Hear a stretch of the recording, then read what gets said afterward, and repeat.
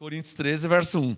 Ainda que eu falasse a língua dos homens e dos anjos e não tivesse amor, seria como o metal que soa ou como o sino que tine. O que tem um metal que soa? Não tem nada. Ah, o metal soou, e daí? Amanhã eu tenho que pagar a conta. O sino que tine, o som do sino, e aí?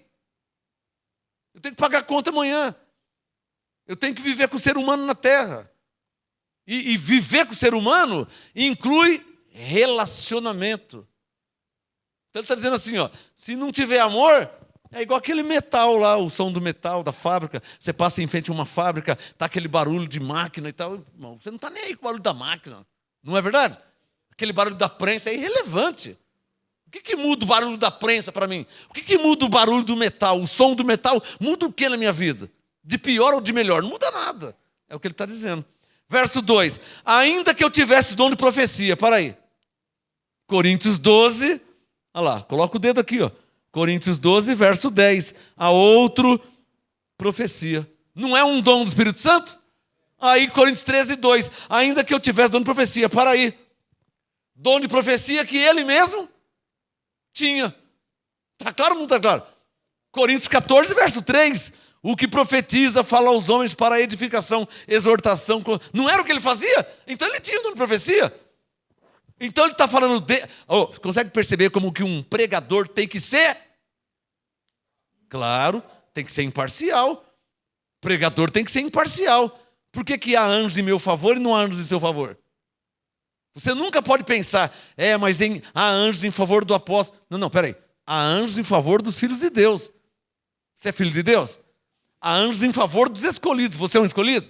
Há anjos em favor de quem foi chamado. Você foi chamado? Então não há parcialidade. Não há parcialidade. Então, regra de hermenêutica, de exegese, de eclesiologia. Um pregador não pode ser parcial em hipótese alguma. Tanto é que Paulo está falando primeiro dele. Ainda que eu, Coríntios 13, 1, ainda que eu, ele está falando dele. Ainda que eu falasse. Verso 2, ainda que eu tivesse dom de profecia, e ele não tinha? Tinha. Então ele está falando dele primeiro. Porque tem pregador por aí que gosta de jogar carapuço nos outros, né? Não é? Tem pregador? Na lei tem muito isso, né? Você que anda em adultério, e ele está o quê? Saindo com o obreiro. Ele está cheio, não. Eu ia falar o nome, quase escapou. Olha, eu ia falar. Mas eu não preciso, está cheio. Está cheio ou não está cheio? Esses gideões, isso eu posso falar, porque Gideão está na Bíblia. Né? Os gideões, né?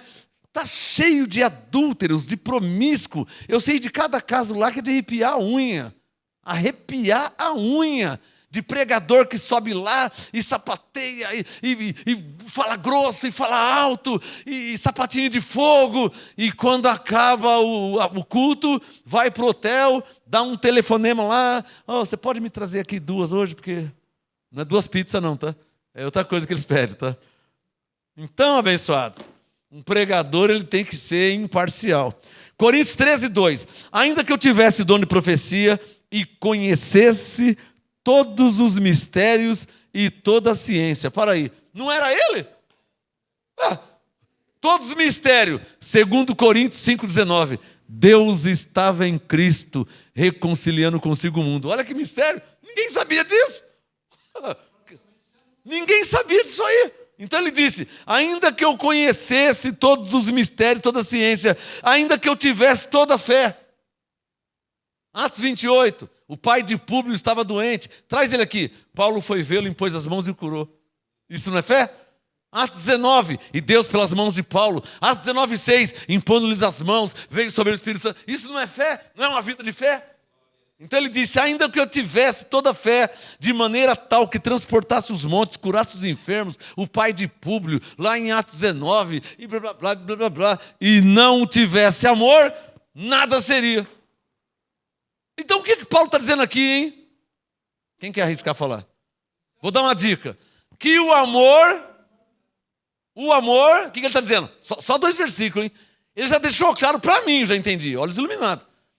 Ele já deixou claro que o amor está acima, Coríntios 12, o amor está acima dos dons espirituais.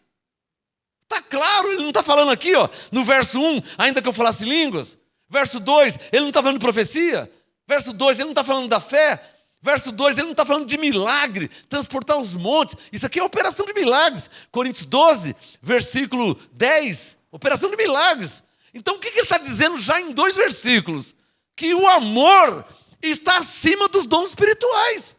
Ou em outras palavras, é bom você escrever, não adianta falar em línguas, profetizar e ter fé e dons de cura se não tiver amor.